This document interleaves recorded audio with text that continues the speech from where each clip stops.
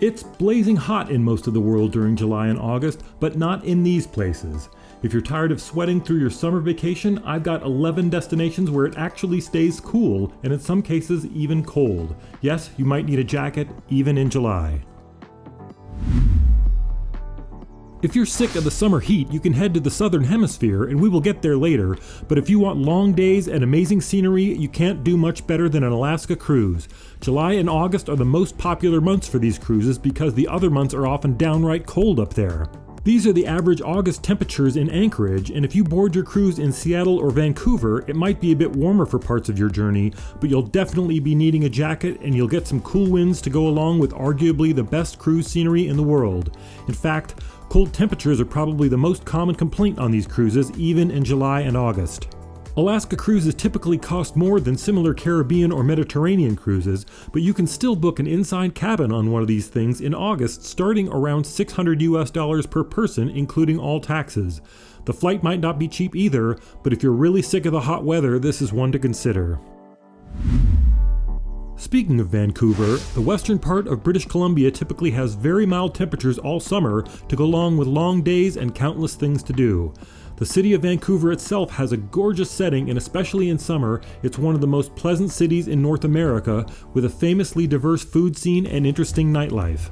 Just a bit north of Vancouver is the Whistler Ski and Recreation Area, which also has mild summer temperatures that keep the place busy with hikers and golfers and just about any other outdoor summer activity you can think of. The other famous option in the area is Victoria, which is another gorgeous town on Vancouver Island that still looks somewhat like England and has even slightly cooler summers than Vancouver. You might get some warm days in this area, but even if you did, they would probably be welcome because the normal temperatures are pretty damn chilly. Have you ever wondered why there are no beach resort towns to speak of on the Pacific coast north of Santa Barbara? It may seem strange because there are beach resort towns almost everywhere on the Gulf Coast and even on the Atlantic coast as far north as Maine. The biggest reason is that summers on the northern Pacific coast tend to be cool and windy to a degree that can sometimes be annoying, and the water itself is downright cold every day of the year. But if you're sick of the heat, this could be a fairly cheap and easy choice. Cannon Beach, with its famous Haystack Rock, is the most touristy place on the Oregon coast, and it has reliably cool weather pretty much all summer. It's only about a 90-minute drive from Portland itself, and there are quite a few other small and somewhat charming beach towns up and down the coast. I always like to stop at the Tillamook Cheese Factory for a free tour and an ice cream cone. You probably wouldn't want to spend even a full week in this area, but it's a fun add-on to a Portland visit, and summers there are usually pretty nice as well. Another city with famously mild summers is San Francisco, which has recently become a somewhat controversial place to recommend as a tourist destination. It's true that the central business district has largely emptied out except for homeless encampments, but that's just one small part of the city, and residents say most of the other neighborhoods haven't really changed much at all. In other words, San Francisco is still a gorgeous city with great restaurants and plenty of things to do, even if you mostly avoid Market Street and Union Square. The summer temperatures are generally cool even during the daytime, and you'll need a jacket in the evenings. It's worth noting that some of the other nearby cities, such as San Jose, can be much warmer in July and August, but many other areas, including Marin County and the Napa Valley, are mostly on the cool side, so you'll have plenty of choices if you want to leave San Francisco itself. Most of my videos are about promoting destinations that are affordable and underrated, and Mexico City pops up in quite a few of them. Once again, if you've never been to Mexico City, you probably have no idea how amazing and modern it is. With its elevation that puts Denver to shame, this place has weirdly mild weather all year long, and in July and August it stays nicely cool. These are the rainy months, but it's more of an indoor city anyway, so it's easy enough to dodge a storm for a couple hours if that happens. The central districts around the cathedral are a variety of historic and artsy and upscale shopping areas, and Mexico City has more museums than any other city on Earth. The food is famously wonderful and diverse, and things in general are quite cheap. Here's a well-reviewed hotel in the shopping district for $61 per night, and you can get something more basic for about half that amount. If you're open to a big city adventure with cool summer temperatures and low prices, Mexico City is one to consider. Now, if you are willing to consider flying to the southern hemisphere and you're really sick of scorching temperatures, then Buenos Aires in Argentina could be the best choice. You'll be wearing your jacket here all day and night, and that actually sounds nice to me when I'm sick of the summer already. Buenos Aires is a fascinating place that feels like a far-off outpost of Europe rather than a Latin American capital city, for better or worse. The food here is a highlight, especially for lovers of excellent beef at amazing prices, but it's possible to get vegetarian meals as well, as this is a very cosmopolitan place. Long story short, Argentina is a financial mess and things right now are incredibly cheap for foreigners, but they do have a new government, so things might actually change eventually. Buenos Aires is very worthwhile, but you have to do some research on exchange rates and such before you book.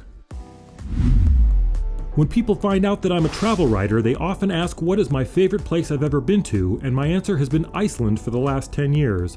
The small capital city of Reykjavik is kind of charming in places, but I wouldn't linger there because Iceland is all about the natural scenery. This is an active volcanic island, and that has created this amazing collection of mountains, beaches, cliffs, waterfalls, lava beds, hot springs, and landscapes that you won't see anywhere else on Earth. Most of the famous sites are along the southern coast, so renting a car and driving back and forth over a few days is worthwhile, but if you have at least 7 or 8 days, you'll want to drive the Ring Road, which mostly hugs the coast all the way around. Iceland is stunningly beautiful in so many ways and in so many places, and it's even more special when you feel like you're the only visitor in the area because it's all so spread out. Summer is the best time to go for obvious reasons, and even experiencing a sunset at 11 p.m. is part of the fun. The UK and Ireland are famous for dreary, chilly, and rainy weather, even in summer, so they can be a great option if you are sick of the scorchio temperatures. An old joke says that England has very nice summers, and if you're lucky, it will fall over a weekend. Especially in the last few years, they've had some pretty warm summer days, but a few days later it's cold again, so I'm willing to risk it. I don't think I have to sell you much on visiting London, but it's worth pointing out that even London has a very northern latitude, so the sun sets around 10 p.m. in early July. And Scotland is obviously even farther north and typically even cooler. There's nothing like having a pint outside of a country pub when it's still light outside at 10 p.m. and everything you see in every direction is still bright green. London is still pretty expensive, and fortunately every other part of the island is cheaper and less crowded. They even have beaches in Britain, and some of them have actual sand. The former resort town of Blackpool is the cheapest of them, although I'm not sure I can recommend it. Another pricey and unforgettable option would be to visit Copenhagen or Stockholm, or hopefully both. Yet again, they are so far north that most summer days are still very mild, and the sun doesn't set until very late in July. Both of these cities are absolutely gorgeous with green copper roofs dotting the skylines, but they are also very different as Copenhagen is well organized facing a harbor, while Stockholm is actually set on 14 separate islands, so you're never far from a bridge. Since the summers here are so mild, half the native population decamps to Spain or Croatia or Greece in these months to feel some real warmth, at least for a month each year. Both of these cities are pretty expensive for hotels and food, but the standards are also quite high, so you never really feel like you are getting ripped off. The fastest train between them takes a bit over 5 hours, and it's not all that scenic, but at least it's comfortable and moves along quickly. The last and most beautiful place to beat the heat in summer is the Swiss Alps, and you'll actually see snow on the higher mountaintops any month of the year. Almost every inch of Switzerland is stunning, and most of it stays mild all summer, but the best area to visit is the Lauterbrunnen Valley next to the town of Interlaken. You can stay in one of the small car-free villages partly up the mountain, and it'll be even cooler. You can take the Schilthorn cable car up to the revolving restaurant featured in a 1969 James Bond film, or take the Jungfraujoch train up the other side of the valley to Europe's highest train station, which is above the snow line, so you can have a snowball fight in August if that's something you've dreamed about. I write a lot about Switzerland on priceoftravel.com, so join me there for more information. Speaking of that, this video is based on an article on priceoftravel.com with even more options and more information. There'll be a link in the description. By the way, I'm giving away my new ebook to anyone who subscribes to my weekly travel news and deals newsletter. This is Roger from priceoftravel.com, and the ebook has over 240 pages including lists of all of the Caribbean destinations ranked by price and a lot more information. Go to priceoftravel.com/ebook or scan this QR code to go right there. Thanks for watching to the end, and please like and subscribe for more videos about how much things cost around the world and where to go for the best value.